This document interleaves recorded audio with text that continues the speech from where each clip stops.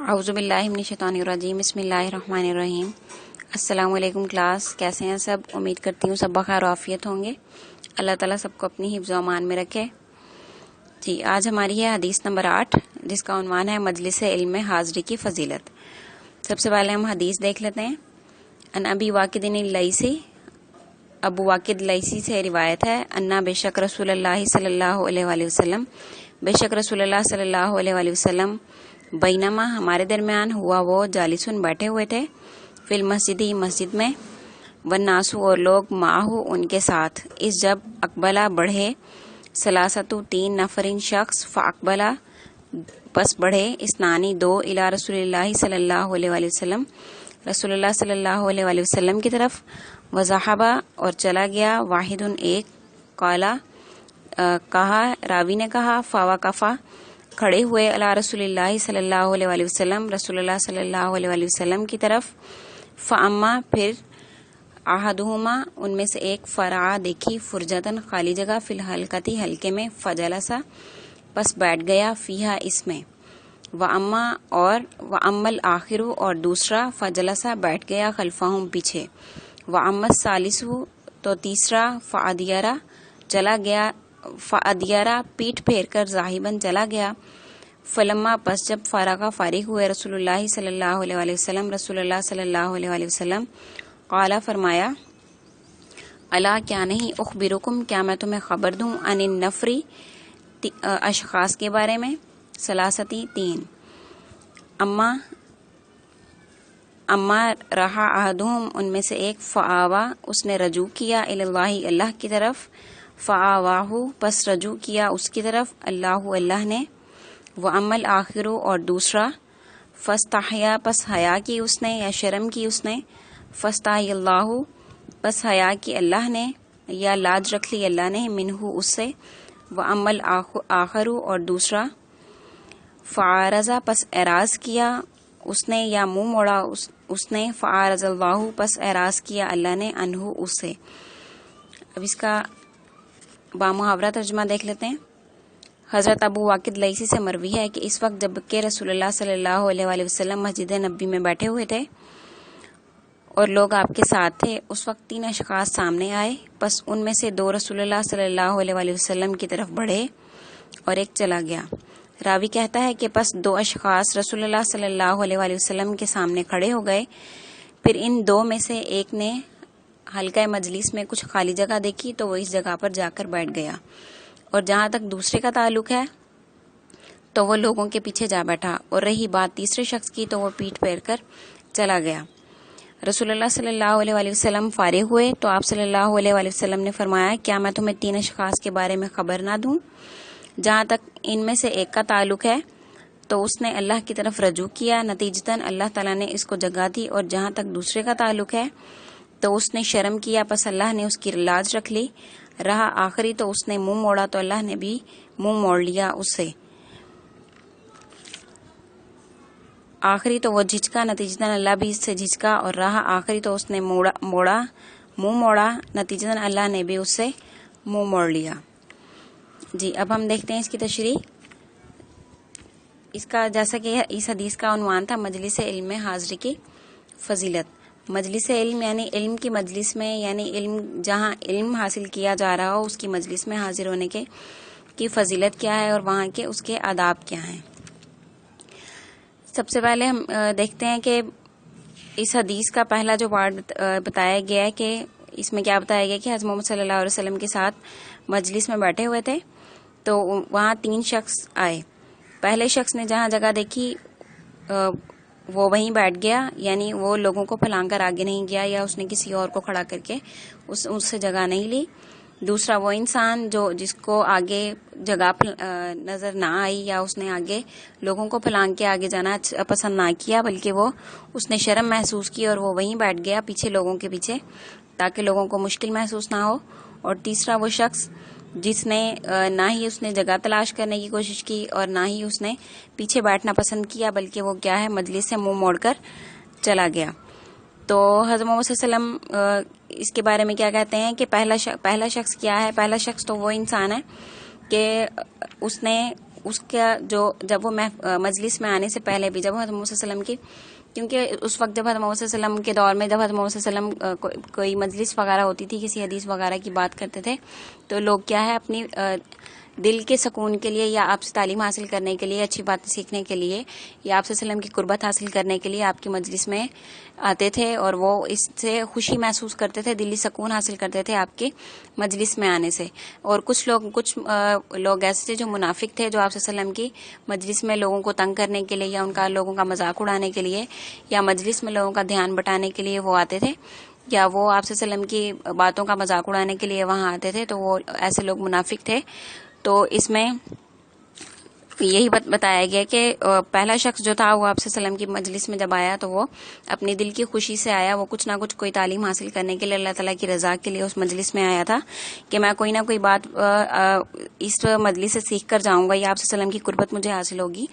تو اس نے ایک سب سے پہلے ہم اگر یہ دیکھ لیں کہ اس انسان کی نیت ہی کچھ حاصل کرنے کے لیے، کوئی تعلیم وغیرہ حاصل کرنے کی، یا اس کی نیت یہ تھی کہ مجھے اللہ تعالیٰ کی رضا میں حاصل کروں گا، تو اس کی نیت کے مطابق اللہ تعالیٰ نے اس کو پھل دیا،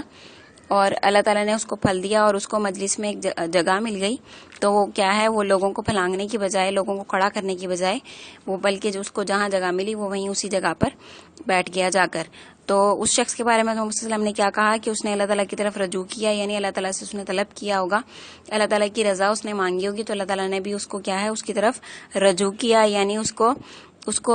جگہ دی، اور اس کو تعلیم کے حوالے سے جو کیا ہے اس کے دل میں اللہ تعالیٰ نے ایمان کے حوالے سے یا دین کے حوالے سے اس کا ذہن کھول دیا، اور اس کو دین کی محبت اس کے دل میں پیدا کر دی، اور اس کے لیے ایسی خود بخود اس کے لیے جگہ بن گئی کہ وہ وہاں بیٹھ کر حضرت محمد صلی اللہ علیہ وسلم کی باتیں سن سکے۔ اور جہاں دوسرے شخص جو ہے، وہ دوسرے شخص کو کیا ہے، دوسرا شخص جو تھا اسے آگے جگہ نہ ملی، بلکہ وہ آپ صلی اللہ علیہ وسلم کی باتیں وغیرہ سننے کے لیے وہ کیا ہے، وہ پیچھے بیٹھ گیا، آپ صلی اللہ علیہ وسلم کی حدیث وغیرہ سننے کے لیے بیٹھ گیا۔ تو کیا ہے، اس شخص نے یا تو حضرت محمد صلی اللہ علیہ وسلم کی مجلس میں جب وہ حاضر ہوا تو اس نے شرمندگی سے بچنے کے لیے کیا ہے، وہ مجلس کے آخری حصے میں بیٹھ گیا کہ کیا پتہ میں دیر سے آیا ہوں، وہ شرمندہ ہو رہا ہو کہ حضرت محمد صلی اللہ علیہ وسلم کی مجلس میں دیر سے آیا ہوں، تو اس نے لوگوں کو آگے پھلانگنے کی بجائے، ان کو تنگ کرنے کی بجائے تو کیا ہے، وہ مجلس کے پیچھے بیٹھ گیا، لوگوں کے پیچھے بیٹھ گیا، تاکہ نہ لوگ تنگ ہوں اور نہ ہی وہ کسی کو تنگ کرے کہ لوگ اس کی وجہ سے تنگ ہو یا ان کا دھیان بڑھ جائے۔ تو وہ کیا ہے، وہ پیچھے بیٹھ گیا، اس نے شرم محسوس کی، تو اللہ تعالیٰ نے بھی کیا ہے، اس کی لاج رکھ لی، اور اس کو کیا ہے، اس کا نتیجہ اللہ تعالیٰ کو اس پر رحم آیا، اور اس کا مواخذہ نہیں کیا اللہ تعالیٰ نے،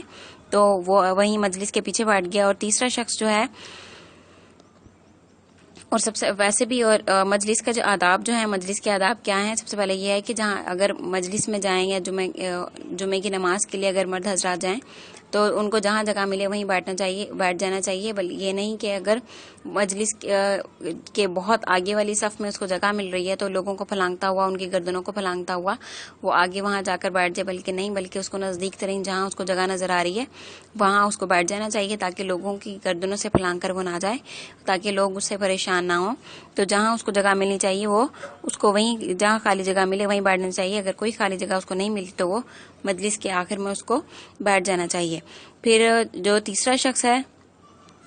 تیسرے شخص کے بارے میں کیا ہے، تیسرا شخص جو ہے وہ منہ موڑ کر چلا گیا، اس نے نہ ہی جگہ تلاش کی اور نہ ہی اس نے پیچھے بیٹھنا پسند کیا، بلکہ وہ محمد صلی اللہ علیہ وسلم کی یہ تعلیمات کو رد کرتا ہوا یا ان کی بات کو اگنور کرتا ہوا وہ اس مجلس سے چلا گیا۔ تو اس میں کیا ہے، وہ انسان جو ہے